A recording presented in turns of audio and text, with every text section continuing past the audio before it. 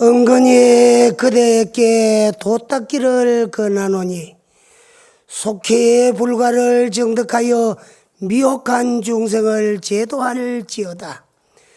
금생에 만약 이 말을 따르지 않는다면 내생에는 마땅히 한낱만 하리라고 하더이다. 나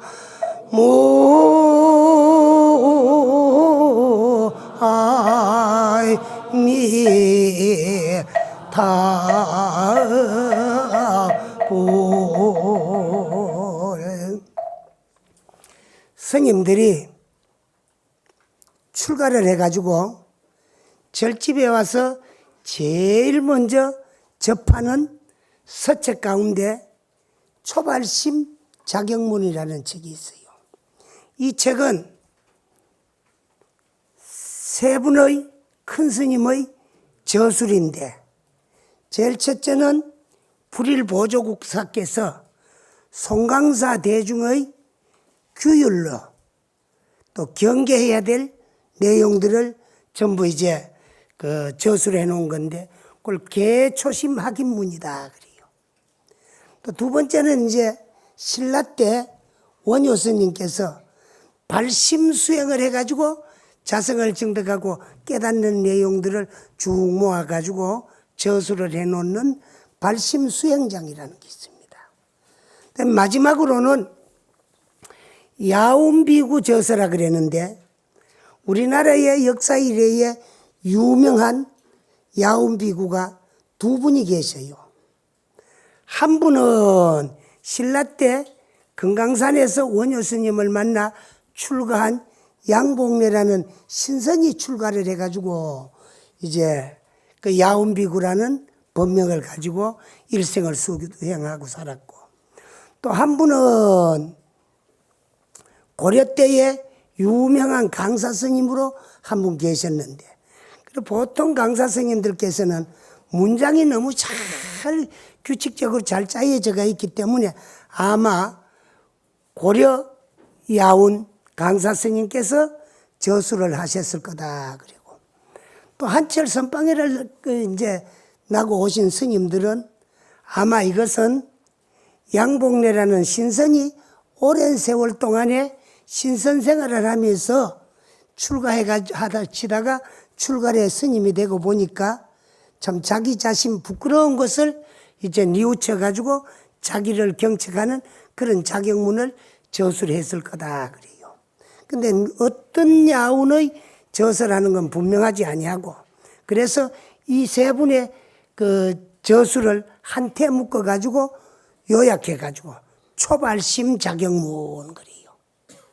그리고 그 초발심 자격문 가운데 마지막 끝에 있는 자격문 제일 이제 끝줄에 나오는 개송을 번역한 내용입니다. 무슨 말씀인가 하면 은근히 슬쩍 그대에게 권하노니 속히 불가를 정득해서 미혹한 중생들을 제도할지어다 그랬어요. 금생에 만약에 이 말을 따르지 않는다면은 내생에는 마땅히 한마 가득하리라고 그렇게 말씀하셨어요. 근데 왜 이 말씀을 드리는가 하면은, 옛날 대한불교 조계종 제14교구 선찰대본산 범어사에 있었던 일이고, 또 전해 내려오는 이야기 가운데 옛날 그 범어사에 명학이라는 스님이 살고 있었어요. 근데 이 스님은 선사도, 강사도, 율사도, 또 대법사도 그렇고 해가지고 연부를 잘하는, 어산을 잘하는 대의장도 아니에요. 그 평범한 보통 스님인데 항상 후원의 소임을 살고 원주라든가 별자, 그러면서 아주 지독하게 여물게 살림을 살면서 방아를 찧어도, 이제 옛날에 디들방을 찧으면은 나락을 찧어도 아시 찧고 두벌 찧고 세 벌째 이제 썩을 적에도 밑에 30기 있어요. 그건 네가 썩기 있거든요. 한테 넣으면 네 때문에 안 되는 거야.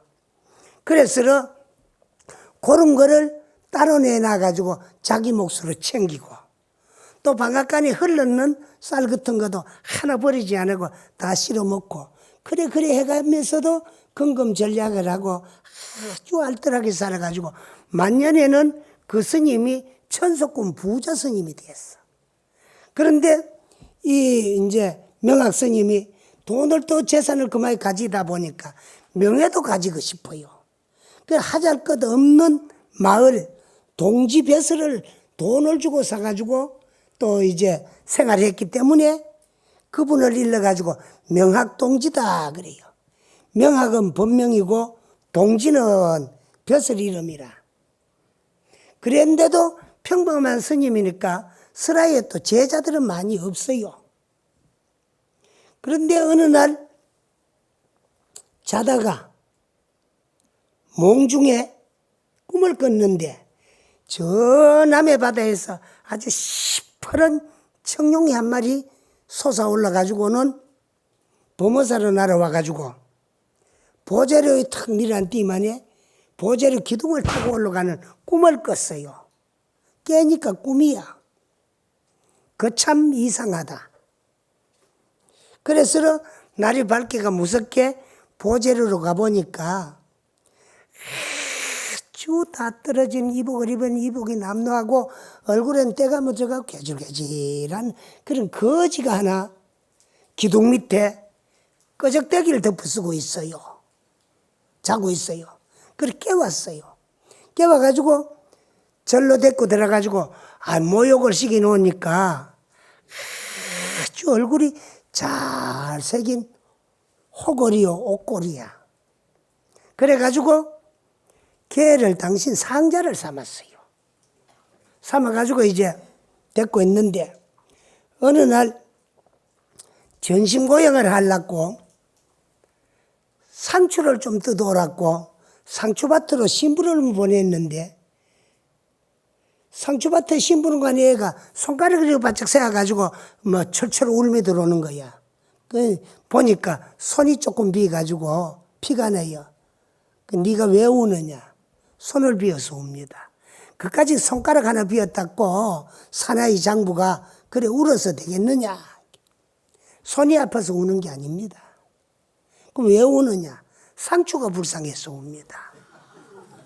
내 상추를 뜯으니까 상추 몸에서도 하얀 피가 나오는데 나는 손가락이 요쯤에 비었는데도 이렇게 아픈데 상추는 몸 전체를 다 잘리고 뜯기가지고 흰피가 솟아나오니까 얼마나 아프겠습니까?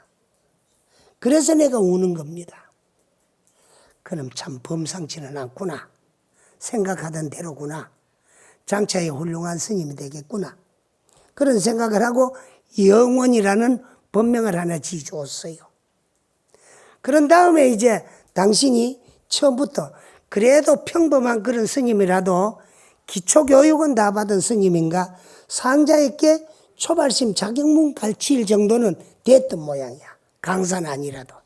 그래서 이제 개초심 학인문부터 이제 쭉 가르치 나가요. 나가는데 마지막에 이제 초발심 자격문을 다 뛸 적에 자격문 제일 끝구절에 조금 전에 내가 여러분들한테 소개한 요 대목이 나옵니다.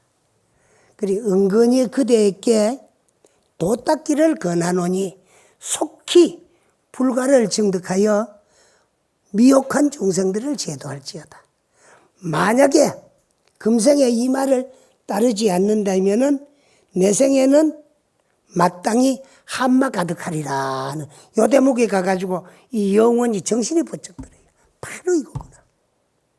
빨리 도를 닦아가지고 깨달음을 얻어가지고 일체 모든 미혹한 중생들을 다 제도하라는 말씀이구나 싶어서 스님 왜 떠납시다.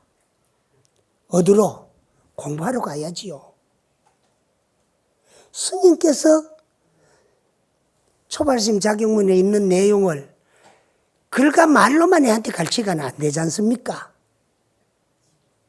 스님도 실천을 하고 도를 닦아야 되고 나도 닦아가지고 우리 내기를 한번 합시다. 누가 먼저 깨달는가. 야 이놈아, 말이 그렇다는 거지. 그 재산에 고마 집착이 붙어가지고 아까워가지고 그걸 못 버리고 못 떠나요. 그래 하루하루 기회를 보다가 어느 날 스님 몰래 도망을 쳐나와가지고 저 금강산으로 들어가가지고 만폭동 한 꼴짝에 가가지고 혼자서 초막을 짓고 공부하고 살아요. 그러다가 도를 떡 깨달았어요. 깨달아가지고 보림 수행한다고 그 꼴짝을 떠나지 아니하고 있는데 그 꼴짝을 지금 또 영원동이라 그리고 그 스님이 머무르던 암자를 영원함이다 그래요. 그래 어느 날 보림 수행을 하시겠다고 이제 정진에 들어가 산매에서 탁 금강산을 관하다 보니까 저 금강산 시향봉 밑에서 죄인을 다루는 소리가 천지가 진동을 해요. 아, 인간 세상에 있을 적에 자기 양심을 속이고 인생을 지멋대로 엄마 짓고 살다가 죽어가지고 일생 동안에 지은 업을 심판받게 놀았고 다 저리 끌려와가지고 저렇게 고통을 받는구나 하고는 그걸 관하고 있다 보니 한참 있다가니까 염라대왕이 사자들을 보고 이번에는 저 동네 범어사 명학동지를 잡아들이라. 아, 자기 스님이 이제 잡혀오는 거래. 예, 커디만에 그러면 스님 하나를 당신 은사 스님을 염라대왕 앞에 턱 갖다 놓는 거야. 우리가 불교를 배우고 공부해가지고 저 염라대왕 같은 분들도 다 구제하고 제도해가지고 깨달음을 얻고 그런 어렵고 힘드는 죄인 다루는 일이라 안 하도록 해줘야 되는데 도로 이제 스님이 그 앞에 끌려와 잡혀왔어요. 떡 잡아다 놓고는 염라대왕이 호통을 쳐요. 스님한테. 야 이놈, 너는 명색이 속인다니 스님으로서 제사 탐착을 못 버려가지고 얼마나 양심을 속이고 축적을 했으면 천석군 부자가 됐겠느냐. 또 스님 뱃을 그거 닭뱃을만 또 뭐한데도 스님 뱃을 또 항자 그런데 세속 뱃을 하겠다고 돈을 주고 뱃을 사고 또 그러다가 나니까 그만 명예 있고 권력 있고 돈 있으니까 하지 말라는 짓은 다 해가며 살았으니까 마땅히 너는 저 아비지옥으로 끌어이어가지고 한량없는 세월 동안에 괴로움과 고통을 받게 해야 될 것이로되 그래도 출가한 계받은 공덕이 있으니까 그래까지는 못하겠고 하니까 저 가가지고 금사망을 갖다가 저놈 몇 개 덮어 씌워라. 아이고 우리 스님이 구렁이로 태어나겠구나 싶어. 그래 이제 발버둥 칩니다. 이 명학동지가. 내가 재산을 모은 거는 기정사실이고 재산을 가지고 있는 것도 기정사실입니다. 그렇다고 해가 내가 양심을 속이고 남의 거를 뭐 참 도둑한 것도 아니고 안 주는 걸 뺏은 것도 아니고 내가 소임을 열심히 살면서 방아 찧을 때 쌀이 한테 섞을 수 없는 항 밑에 설어 있는 거 그런 거 따로 먹고 방앗간에 흩어진 쌀 같은 거 그런 걸 끌어 먹고 그러다 보면 거기 모이가 한가마니가 되고 한가마니 되니까 그걸 또 깨끗하게 씻어 장내 놓고 장내 놔가지고 또 이자 받고 그러다 보니 거기 자꾸 내가 스님으로 혼자 살다 보니 쓸 데가 없어가지고 저절로 늘은 거지. 내가 양심을 속이고 축적을 한 건 아니옵니다. 그리고 스님으로서도 못될 일은 그리 안 하고 살았는 것 같습니다. 아, 저놈의 명색이 스님으로서 거짓말을 하니까 그 사자들은 저 앞에다가 업경대를 갖다 비추어라 그랬거든. 그러니까 사자들이 하디만에 업경대를 갖다 와가지고 탁 비추니까 출가할 때부터 그 이제 연부에 올 때까지 있었던 일이 필름으로 촬영을 해가지고 영상기에 이어놓으면 막 스크린 화면에 그대로 환하게 나오듯이 일생이 다 비쳐 나오는 거예요. 여러분이 지금 이 시간에 이리 앉았어도 염라국 사자들은 여러분이 생각하는 거, 생각하는 그 생각은 심경대에 비춰보기 위해 가지고 지금 녹음을 하고 있고, 또 여러분은 하는 행동은 전부 일거일동이. 오늘 지금 웃는 모습이 이것도 전부 촬영이 될 거예요. 그럼 내장에 가면은 이제 불교 TV 무상사 법당에서 묘스님 법문 들으면서 기뻐서 네가 웃은 적도 있구나. 그런 것도 다 심판할 거야. 어떤 생각을 가 법문 들었는가. 그러니까 뭐 더 별명할 수가 없다. 아이고 염라대왕 죽을 죄를 졌으니까 살려주십시오. 다시는 이제 인간으로 태어난다면 그런 나쁜 짓은 안 하겠습니다. 올바르고 참되고 거짓 없는 수행하는 스님이 되겠습니다. 그거 애교를 해도 치운 업이 있으니까 성속관이 죄는 지은 대로 가고 공은 닦은 대로 가는 거예요. 그리고 뭐 금사막을 턱 덮어 씌우니까 고마 스님의 변해가 큰 구렁이가 돼가 굼실굼실 창고 안으로 기들어가는 걸 봤어. 우리 스님이 입적하셨구나. 이미 벌써 49일까지도 안 가고 업이 중해가지고 구렁이 몸을 받으셨구나. 그러면 숙세에 인연이 있어가 스승이 되고 제자가 됐으니까 그분을 의지해가지고 그 어른이 나를 그다 주셔가지고 오늘 내가 있는데 그 어른 영혼은 내가 제도해야 되지 싶어서 금강산을 출발했어요. 그래서 걸어 내려오다 보니 범어사 쭉 오니까 내일 모레쯤이 은사스님 49제야. 이미 벌써 그만 구렁이 몸을 받았는데 그 많은 사람들은 그 대중들은 그걸 모르니까 죄 지낸다고 죄 준비하니라고 야다이라. 그때 내려가 보니까 웬 상자들이 돈 많은 스님이라고 그 재산 보고 얼마나 모이 들었는지 상자들이 그만 버글버글해. 당신이 중될 땐 당신 하나뿐이었는데. 그러더니만에 그만 히떡히떡 걷어봐. 그래 스님은 어디 쏩니까? 어디 뭐 잿밥 얻어먹으러 온 줄 알고. 그래서 내일 모레 49제 되는 스님의 상자라서 내가 참 제에 참석하기 위해서 왔노라고. 그럼 본명이 뭡니까? 영원이다. 입이 삐쭉삐쭉해요. 그러면서 스님하고 마음이 안 맞아가지고 스님 싫다고 어디 도망가가지고 스님 회상에 나타나지도 않았디만에 어디서 그래도 죽었다는 소문은 들었는가 봐. 그 돈 많은 스님 죽고 나니까 이제 49년 지나고 나면 재산 분배할까봐 싶어가지고 논마지기라도 몇마지기 탈락고 왔는가 봐. 살아서는 쳐다도 안 보디 그거 입이 삐죽거려 사요. 그 너희들은 뭐라 크나 많아. 그 가만히 있었어요. 그러고 이제 이따 49제가 이제 지나갔어요. 그러니까 스님들이 상자들이 모여가지고 그 이제 재산 분배한다고 내가 더 잘못이니 뭐 네가 더 잘못이니 내가 애상자니 너는 말이야 스님한테 미움받고 스님은 상자를 취급도 안 했니 뭐 내가 더 많이 가지고 가야 되니 네가 더 많이 가지고 가야 되니 야단이야. 그래 영원히.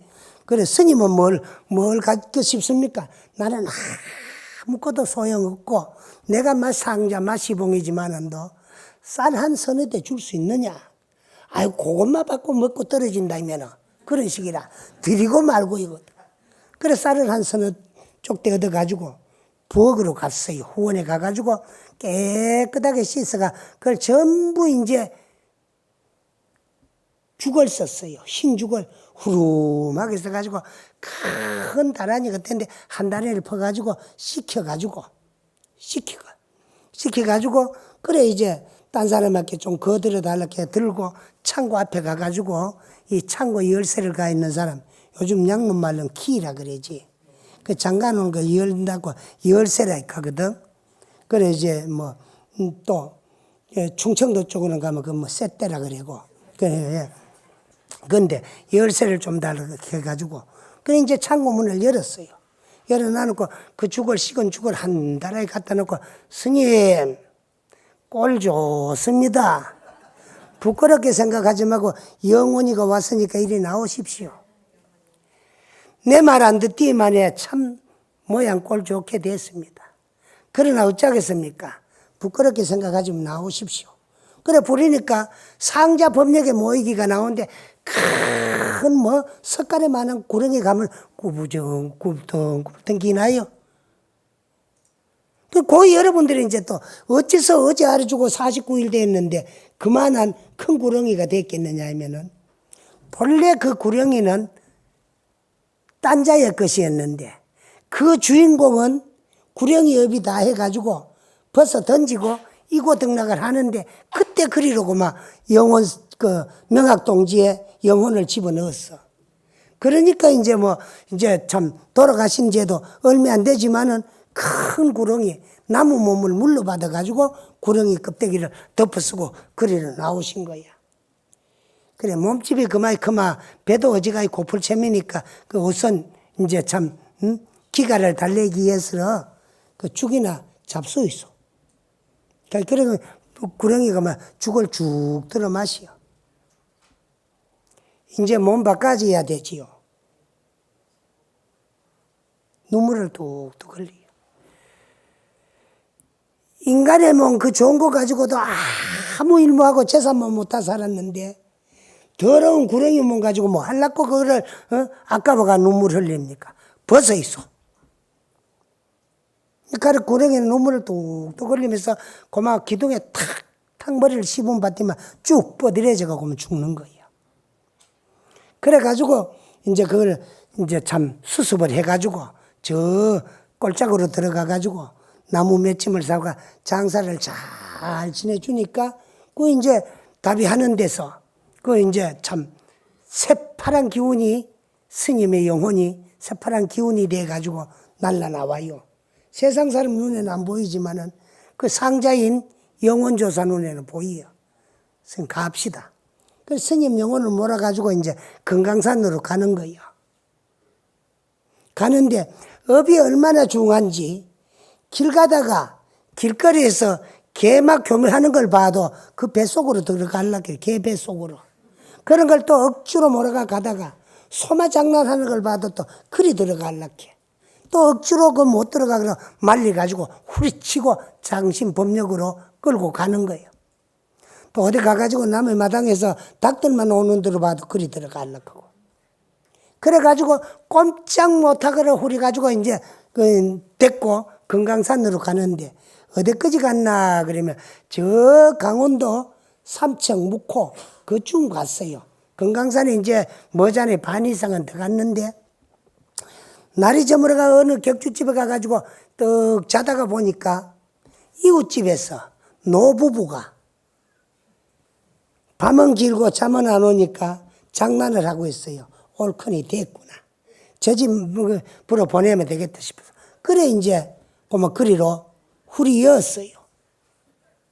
그러고 나니까 그 이튿날 아침에 이제 갔어요. 가니까 한 40대 중년 노부부야. 요즘 같으면 새파란 청년이지. 아직 시집장가도 안 간 사람이 뭐 수두룩하지. 그 옛날에는 하면 중년이야. 그때쯤 되면 남자들은 담뱃대가 한 뼘쯤 넘어가지고 쫓겨 주머니 꽂고 댕길 때쯤 된 거야. 그래서 그 집 찾아갔어요. 그 스님 주인장 계십니까? 그래 떡 나왔어요. 나한테 보이기는 이제 한 40대 이제 중초반 된 그 주인이 나왔어요. 스님으로는 할 말이 아니지만은 저녁에 그래 두 네 분께서 심심해니까 그냥 안 자고 그 부부 관계를 맺었지요. 그 스님은 그래서 뭐야라 말이요. 희한한 중 다 보겠네. 그런 식이라. 그런데 지금까지 자식 없어가지고 자식을 눈 빠지도록 기다렸지만은 당신 두 부부에겐 자식이 없어. 전생에 맺은 자식이 없으니까 두 부부만 살았는데 요행이 어제 저녁에 스님이 한 분이 당신 부인의 복중으로 들어갔으니까 10달 후에는 아주 기동자가 하나 태어날 거요. 만덕으로 아들 낳았다고 좋아만 하지 말고 새 속에 있으면 명이 짧아. 단명할 셈이니까 5살만 되면 내가 될 올셈이니까 나를 줘야 됩니다. 약속하겠소. 없던 자식 생겼다 그러니까 스님을 드리더라도 없는 것보다는 안 좋겠어. 드리지요. 약속을 했어요. 그래서 스님은 떠나가고 그달부터 태기가 있어가지고 배가 또덕또덕 불러 오디만에 10달 만에 가고 막 배가 만삭이 되디만에 떡부엉이 같은 아들을 하나 낳았어요. 놓고 나니까 얼마나 사랑스럽고 귀한지 몰라요. 늦게 만덕으로 외아들을 하나 얻었으니까 요는 부마 날아갈세라, 지마 터질세라, 노마 꺼질세라, 금이야 옥이야, 금지옥역같이 기르는데 어느 때 세월이 흘러가지고 애가 5살쯤 떡 먹었는데 이놈이 얼마나 떡부엉이 같이 잘생겼는지 몰라. 그러던 어느 날인데 나한테 오지 스님이 떡 한 분 찾아온 거라. 와서 저 알겠습니까? 보이께로 안면은 있어요. 5년 전에 한 번 봐도 알 것도 같습니다. 5년 전 약속한 거 지키라고 아들 데리러 왔습니다. 그때는 생긴지 안 생긴지도 모르고 자식이 없으니까 그래도 생기기만 하면 싶어가지고 캐했지. 저렇게 말이라 금지옥역 같은 잘난 내 새끼를 누가 준단 말이요. 그 약속은 없는 거라고 못 주겠어. 그럼 잘해보라고. 이제 스님이 나 돌아서 나가요. 멀쩡하던 애가 막 불덩거리가 돼가지고 막 밑방 구석을 헤매면서 막 두글두글 구불고 막 울어제끼서 감당을 못 하겠어. 곧 죽을 것 같아요. 그래 가는 스님을 불렀어요. 스님 이리 좀 들어서. 들어가지고 저 애가 말이라 몸이 불덩거리고 좀 나서도 스님 들어오게 하네요. 이제 봤지요. 당신 아들이 아이라는 거 알았지요. 대답이 없어요. 데리고 가야겠습니다. 그렇지만 어찌 줄 수 있어. 저 어린 거를 못 주겠어요. 그럼 또 잘해보라. 스님이 나가있게 아가 불덩거리고 들어오니까 걔 안고 나가이 불덩거리겠대. 그래서 할 수 없이 줬어요. 근데 또 이 애는 말이라 그렇게 부모에게 호응받고 사랑받고 컸는데도 생명부지 처음 본 스님인데 따라가라고 이렇게 따라 나서고 그냥 뭐 줄줄 잘 따라가요. 그 5살 먹은 애를 저 금강산 만폭동 영호나무로 데리고 가가지고 한 5살 먹어도 죽는 게 겁난다 그런 건 알고 몸이 불뚝거리겠지 고통을 겪어봤으니까 들어온 줄도 알거든. 너는 내가 왜 데리고 왔나 그러면 명이 아주 잘라. 단명하래 해라. 스님이 제자가 되고 여기 살아야만이 명월이 있을 수도 있다. 근데 네가 여기 와서도 그냥 있으면 못 산다. 그러니까 너는 앞으로 어떻게 죽느냐 하면 큰 항소에게 떠받치 죽을 치매니까. 방에 들어가지고 밥 먹고 오줌 누고 잠자고 뭐 참 똥 누는 시간 외에는 요 방에 꼼짝 말고 들어앉아가지고 문에다가 바늘구멍 하나 뚫어줄 치매니까 고리로 소마 지키고 있어라. 그 소가 나타나거들랑 내게 말하라. 그렇게 어린애가 죽는 게 겁이 나니까 배는 안 고프게 밥은 주니까 또 잠이 오면 잠자그려 놔두니까 뭐 밥 먹고 잠자고 또 대소변 보는 시간 외에는 그 이제 소를 못 지키면은 그 소가 문으로 뛰어 들어가지고 당신을 떠받아 죽인다 그러니까 애가. 그것만 들다보고 있어요. 세월이 흘러가 15살이 돼도 그럼 소는 안 나타나요. 세월만 가지. 15살쯤 되는 어느 날 탁 들다보고 있는데 앞마당에 소가 한 마리 나타났어요. 그래 스님 큰 소리를 불렀어요. 왜? 그거 대답하니까 마당에 소가 나타났습니다. 그래 그놈의 소가 너를 떠받아 죽일 거다. 꼭 지키라 행동을. 그래. 스님 마당 왔다 갔다 합니다. 그래 극하다가 문으로 쳐들어오는지 모르니까 놓치지 마라. 예 알겠습니다. 그놈의 소를 들다보고 있는데 이놈의 소가 마당에 왔다 갔다 하더니 남 대신 문으로 확 들어닥치는 순간에 돌을 탁 깨달았어.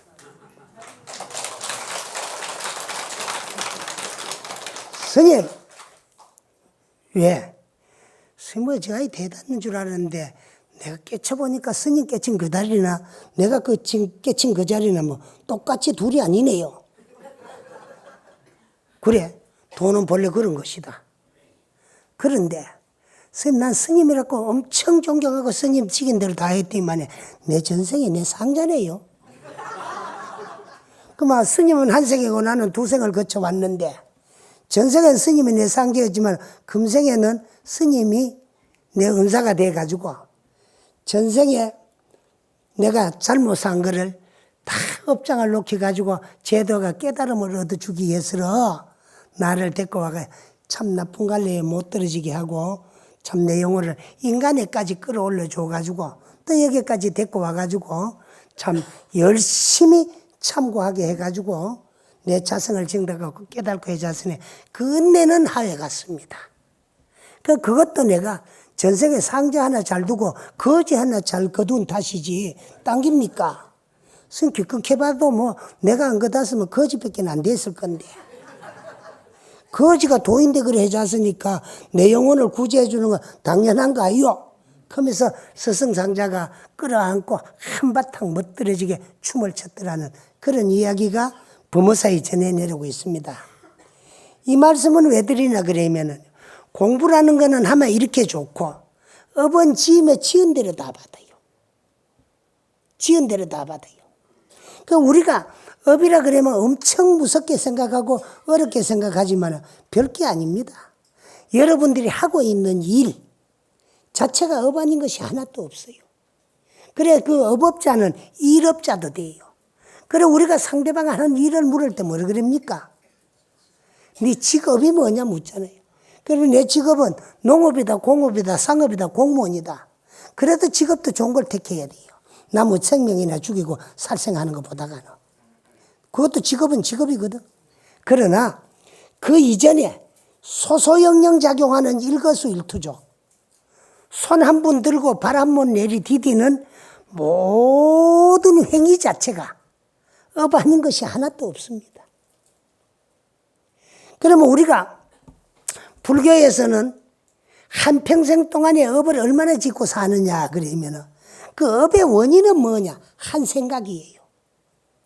한 생각. 먼저도 내가 얘기했지만은 우리 주위에서 가장 가깝게 접할 수 있는 기독교 같은 데서는 원죄라는 것을 만들어가 설정해 놔놓고 인간에게 죄인이라고 공포심을 조작해가지고 믿으면 구원받는다는 식으로 이제 믿게 하기 위한 방편으로 쓰고 사용하고 있지만 우리 불교는 원죄다, 원선이다, 선과 악, 죄와 복은 누가 만들어 놓은 것도 아니고 누가 설정해 놓은 것도 아니에요. 그런데 우리 목전에 어찌 좋고 나쁜 일들이 일어나고 나타나고 있느냐 그러면은 우리 주위에서 일어나고 있는 모든 좋고 나쁜 일들은 생각의 그림자입니다. 한 생각이 원인이 돼요. 요 한 생각이 일어나는 마음이 불교에서는 이걸 번뇌라 그러고 망상이라 그래요. 그런데 그것이 선악의 원인, 씨앗이 되는 거예요.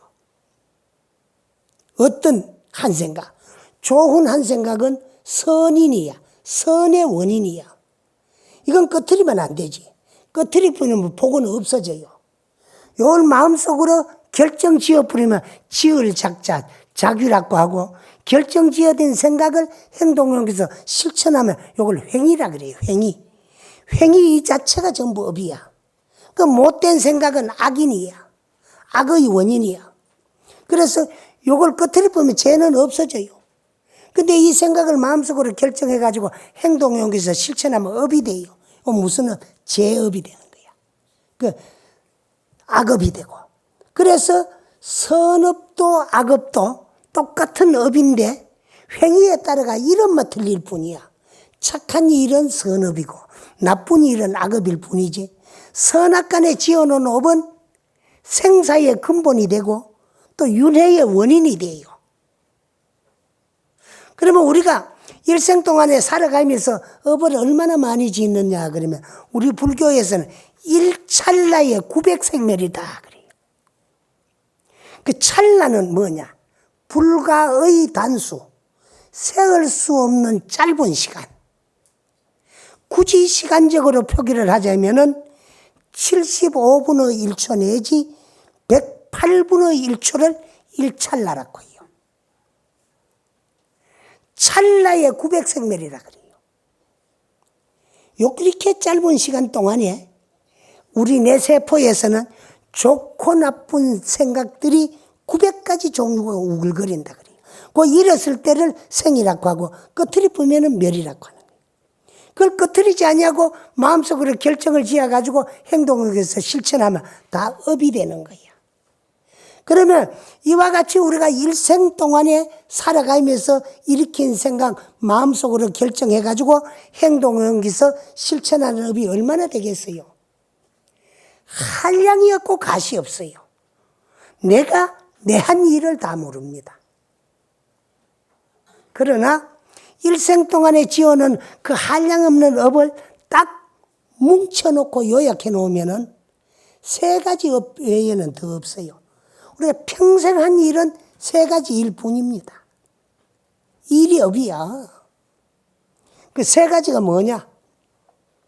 나와 남이, 자신과 상대가 함께 공익이 될 수 있는 행위. 이걸 한문식 발음으로 뭐라 그랬느냐 하면은 착할 선자, 일업자, 선업이다 그래요. 선업. 순수한 우리말로 하면 좋은 일, 착한 짓이야. 그 다음에 남에게 피해를 줄 수 있는 행위. 요걸 한문식 발음으로는 나쁘락자, 일업자, 악업이다 그래요. 그 순수한 우리 소리말로 하면은 나쁜 일, 못된 짓이야. 그 다음에 이제 남에게 해도덕도 안 되는 행위가 있어요. 이걸 한문식으로 뭐라 그랬느냐 하면 무기업이다 그래요. 무기업. 우리말로는 좋도 나쁘도 안 한 일. 별 힘없는 업. 그래. 그래서 우리가 일생 동안에 지어놓고 해놓은 일은 선업이 아니면 악업이고 또 이제 좋도 나쁘도 안 한 무기업. 요 3종뿐이야. 그런데 선악무기 3종으로 한번 내가 육체적으로 행동을 옮겨서 실천해가 지어놓은 업은 가사 100천만급이라도 가사 100급이 가고 1000급이 가고 만급이 가고 영원한 시간이 흘러가더라도 소작업은 불무합니다. 한 번 지어놓은 업은 없어지지 아니하고 인연 해후 시에는 시절 인연이 도래되면은 가보를 한자수예요. 내가 짓고 저지른 행위에 대한 대가를 내가 다 도로 돌려받게 돼가지고 있어요. 그 돌려받을 적에는 어떻게 돌려받느냐? 선업은 선보. 즉 좋은 일은 좋은 결과를 불러오고 가지고 올 수 있는 힘과 능력은 있지만은 선업이 악보를 불러올 수 있는 힘과 능력은 없어요. 나쁜 일이 좋은 결과를 못 가지고 옵니다. 또 악업은 악보, 나쁜 일은 나쁜 결과 가보를 불러오고 가지고 올 수 있는 힘과 능력은 있지만은 악업이 선보, 나쁜 일이 좋은 결과 가보를 불러올 수는 없어요. 그 다음에 무기업이라고 하는 것은 선악간에 그 결과 가보가 별로 뚜렷하지 아니하고 힘없는 업이기 때문에 그걸 뭐라 그랬느냐면 무기다 그래요. 무기라는 말이 힘없다는 소리야. 그 나같이 나이가 한 70대 가지고 감기나 걸려가지고 말이라 목이 쉬가지고 껄껄거려서 하면서 힘의 가리 없이 헬렐레 한 사람 뭐라 그랬느냐 그러면은요 무기력하다 이거잖아. 무기력하다 이게. 이제 고마 몸뚱아리는 늙어지니까 힘이 없어가지고 또 무기력해져가지고 고마 변절기가 되면은 이 감기라는 손님이 단골로 찾아와요. 별로 안 반갑는데 자꾸 와. 오니까 좀 어쩔 수 없어 받아들여가지고 이렇게 켈록거리고 있는 거예요. 콜록거리고. 그래. 이와 같이 우리가 지는 업은 다 도로 돌려받게 돼가 있어요. 그리고 그 지어놓은 업 때문에 가보를 받니라고 언제부터 시작 없는 예적. 그거를 하문으로 무시이래라 그래요. 시작 없는 예적부터 지우금생 오늘까지 육도 문중을 지어놓은 업 가지고 가보를 받기 위해서 돌고 돌다가 다행히 전생에 무슨 복으로 우리는 받기 어려운 사람 몸 받았어. 또 만나기 어려운 불법을 만났다는 거야. 이 세상에 하고 많은 종교들이 한량없이 많지만 왜 불교가 수승하냐 그러면 불교는 오직 내가 나를 구제하고 오직 내가 나를 제도하고 내 영혼은 내가 밝히지 나 아닌 어느 누구도 내 영혼을 밝혀가지고 내 영혼을 구제하고 내 영혼을 제도할 수가 없고 오직 나 일인만이 내 영혼을 밝힐 수 있고 맑아진 그 영혼에다 그 이제 참 마음에다가 나의 본래 모습을 환하게 비춰가지고 바로 보는 것을 견성이다. 견성해야 성불하고 성불해야만이 영원히 윤회고를 벗어날 수가 있어요. 우리는 지금까지 만물의 영장 인간이 돼가지고 내가 나를 모르고 왜 모르느냐 알랐고 생각도 안 했고 잊어버리고 망각하고 놓아버리고 지금까지 살아왔고 한 생각이 일어나면 그놈이 번뇌고 한 생각이 일어나면 그놈이 망상인데 그걸 내 생각으로 알고 그 앞잡이가 되어 생활하다 보니까 번뇌의 구름이 자성을 차단하고 있기 때문에 가려져 가지고 보지 못하니까 알지 못하니까 제도가 안 되는 거야. 그래서 우리 불교는 내 생각이 나를 가리고 있는 못된 놈의 변내 망상을 다 쳐부수고 깔아앉히고 잠재워 가지고 본래 시작 없는 옛적부터 성성적적하게 존재하는 참나 내 자성을 바로 봐가지고 바로 알아서 바로 깨달는 자 하는 것이 이게 불교야. 그래서 내가 나를 깨달는 거지 남이 나를 안 깨달아줘요. 그러면 내가 나를 깨닫게 하니까 얼마나 위대하냐 말이야. 이런 위대한 거룩한 나를 가소평가해가지고 어느 절대자나 신에 의해서 창조된 피조물인 줄 알고 질질 끌리댕기는 그런 어리석은 인생을 살지 말라는 게 여기 불교입니다. 여기까지 이야기하고 오늘 마칩니다.